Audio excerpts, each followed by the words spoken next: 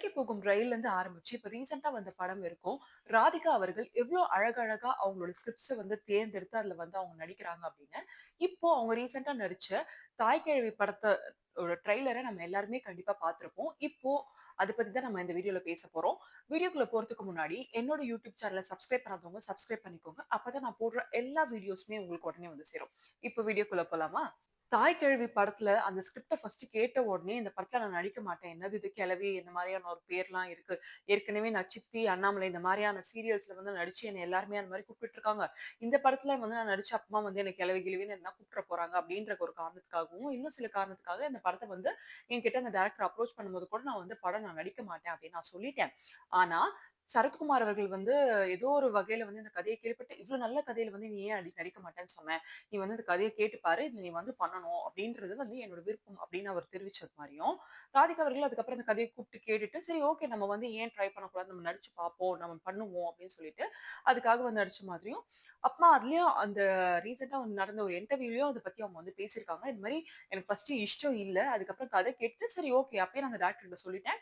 இந்த மாதிரி நான் எப்படி இப்ப இருக்கேனோ, அதே மாதிரி நான் என்ன வந்து ஒரு கிழவி வேஷத்துல வந்து நீங்க என்ன அந்த படத்துல காட்டக்கூடாது. அப்படியே வேற மாரியான ஒரு டிரான்ஸ்ஃபர்மேஷனா இருக்கணும். ஸோ, அதுக்கு வந்து நீங்க வொர்க் பண்ணுங்க அப்படின்னு சொல்லியிருக்காங்க. அண்ட் இது வந்து சாதாரண விஷயம் இல்ல. நம்ம நார்மலா மேக்கப் போடுறத விட, ஒரு கிழவி மாதிரியான ஒரு வேஷம் போடும்போது, கண்டிப்பா அதுக்கு கண்டிப்பா கூடுதலான ஒரு செலவு ஆகத்தான் செய்யும். அண்ட் இந்த படத்தோட புரொடியூசரான சிவகார்த்திகேயன், சரி ஓகே நம்ம பண்ணலாம். இவங்களுக்கு இந்த மாரி பண்ணணுமா, நம்ம கண்டிப்பா பண்ணலாம் அப்படின்ற மாரி அவரும் ஒத்துழைச்சு, அதுக்காக நெறைய வெளிநாட்டுல இருந்துலாம் நெறைய பேர கூப்ட்டு, அ அது மாரி ஆளுங்கள வச்சு நம்ம வந்து மேக்கப் பண்ணலாமா அப்படின்னு யோசிக்கும்போது, இத பத்தி வந்து கமல்ஹாசன் அவர்கள் கிட்ட இந்த மாரி நான் ஒரு கேரக்டர் பண்ண போறேன். ஏன்னா, அவரு ஏற்கனவே வந்து தசாவதாரத்துல வந்து எத்தன கேரக்டர்ஸ் பண்ணியிருப்பாரு. ஒரு கேரக்டருக்கும் எந்த மாரியான ஒரு டிரான்ஸ்ஃபர்மேஷன் காமிச்சிருப்பாரு அப்படின்றது வந்து நம்மளுக்கு தெரியும். ஸோ, அவங்க கிட்ட வந்து ராதிகா அவர்கள் வந்து ஒப்பீனியன் கேட்கும்போது, "இல்ல நீங்க பண்றது கரெக்ட் தான்.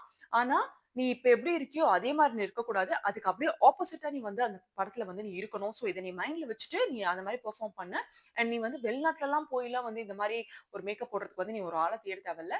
நம்ம இந்தியாலயே இருக்காங்க அப்படின்னு சொல்லி ஒரு ஃபேமஸான ஒரு மேக்கப் ஆர்டிஸ்ட்ட கூப்ட்டு, அவங்க வந்து இந்த மாரியான ஒரு விஷயத்த வந்து பண்ணாங்க அப்படின்னு சொல்றாங்க. அண்ட் இது வந்து சாதாரண விஷயம் இல்ல. இப்போ ஒரு நார்மலா ஒரு மேக்கப் போட்டு நம்ம ரெடி ஆவறதுக்கு ஒரு 1 ஆர் 2 ஹவர்ஸ் ஆகுதுன்னா, இந்த மாரி கிழவி வேஷத்துல வந்து ஒரு மேக்கப் போடுறதுக்கு கண்டிப்பா ஒரு 4 மணி நேரத்துலருந்து ஒரு 5 மணி நேரம் ஆகும். அண்ட் அதோடயே வந்து இருக்க முடியாது. அந்த மேக்கப்ப வந்து ரிமூவ் பண்றதுக்கு ஒரு 2 ஹவர்ஸ் ஆகும். ஸோ டெய்லியுமே நான் இந்த மாரியான ஒரு கஷ்டத்த வந்து நான் அனுபவிச்சிருக்கேன். அண்ட் இந்த கஷ்டம் வந்து எனக்கு ஒரு பெரிய கஷ்டமாவும் இல்ல. ஒரு கட்டத்துக்கு அப்புறம் வந்து நான் அதுல வந்து ரொம்ப வெயிட்டா இருக்கிற மாரி காமிக்கிறேன்ல. ஸோ அந்த மாரியான ஒரு இது வரும்போது எனக்கு வந்து நீல பெயின் வந்து என்னால வந்து ஒரு கட்டத்துக்கு அப்புறம் நடக்கவே முடியாத அளவுக்கு நான் வந்து கஷ்டப்பட்டேன். லேட்டரா வந்து ஸ்பெஷலிஸ்ட் கிட்டயும் அத பத்தி பேசும்போது கூட, அவங்க வந்து என்ன சொல்ட்டாங்கன்னா, "நீங்க கண்டிப்பா வந்து நீ ரீப்ளேஸ்மென்ட் வந்து பண்ணணும். அட்லீஸ்ட் பார்ஷியல் ரீப்ளேஸ்மென்ட்டாவது நீங்க பண்ணணும்." அப்படின்ற மாரி ஒரு சிச்சுவேஷன் வந்துருச்சு.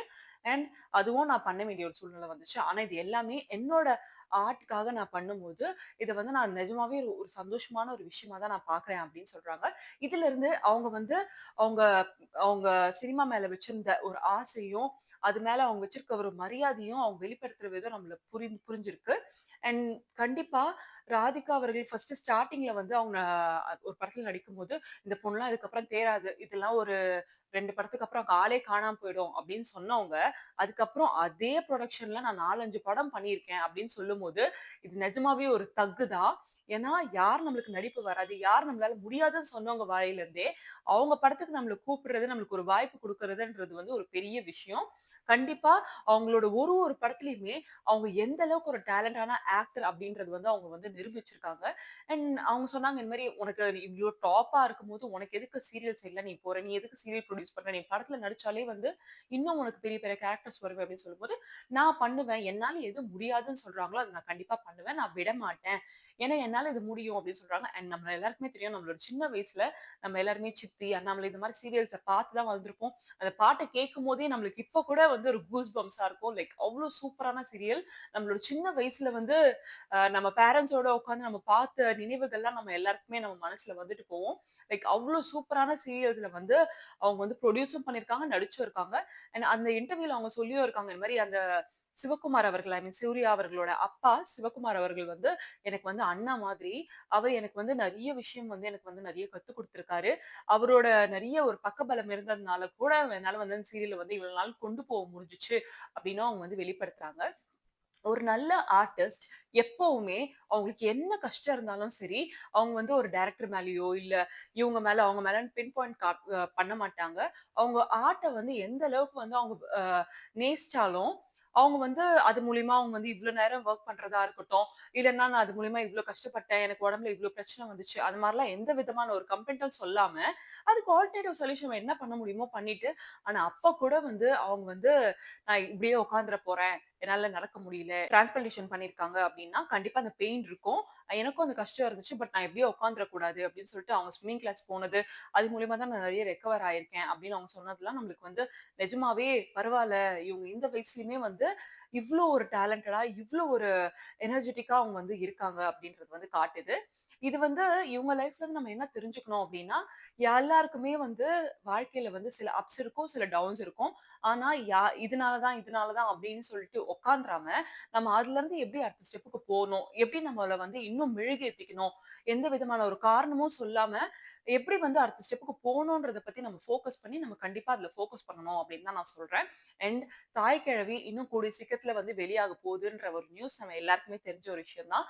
கண்டிப்பா இவங்கள வந்து ஒரு நடிப்பு அரக்கினே சொல்லலாம். ஏன்னா, அவ்ளோ சூப்பரா நடிப்பாங்க. கலைஞர் அவர்கள் வாயிலிருந்து வந்து அந்த மாரி ஒரு வார்த்தை இவங்களுக்கு குடுத்தது, அவங்களுக்கு ஒரு டைட்டில் குடுத்துருக்காங்க. அது நான் என்னன்னு நான் இப்ப சொல்ல மாட்டேன். அது நீங்க அந்த படத்துல அவங்களுக்கு வந்து ஒரு டைட்டில் குடுப்பாங்கல்ல தாய் கிழவில, அப்போ உங்களுக்கு தெரியும். நான் எந்த பேர சொல்றேன் அப்டின்ட்டு. ஸோ நீங்க பொறுத்திருந்து நம்ம எல்லாருமே அவங்களோட ஃபேனா இருந்து இந்த படத்துக்காக நம்ம வெயிட் பண்ணி கண்டிப்பா பார்ப்போன்றத தான் நான் சொல்லணும்னு நெனச்சேன்.